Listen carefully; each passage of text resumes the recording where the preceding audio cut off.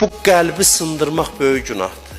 Acı sözlə, iynəli tikanlı sözlərlə, təhqirlə, kobudluqla amandır qəlb sındırmayın, çünki qəlbin ahı ağırdır. Tövbə də eləsən dir zərbəsi dəyəcək.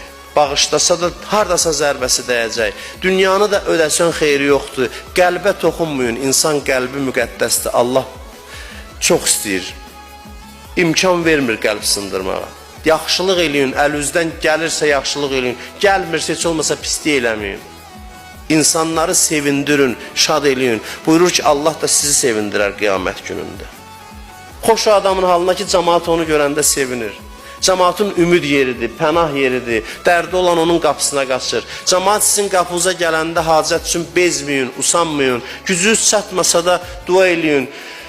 Narahat olmayın ki, nə oldu elə hamı mənim üstümə qaçır. Allah səni seçib, nəsə səndə var, Allah lütf eləyib ki, cəmaatın hacəti sənin əlindən həll olunsun.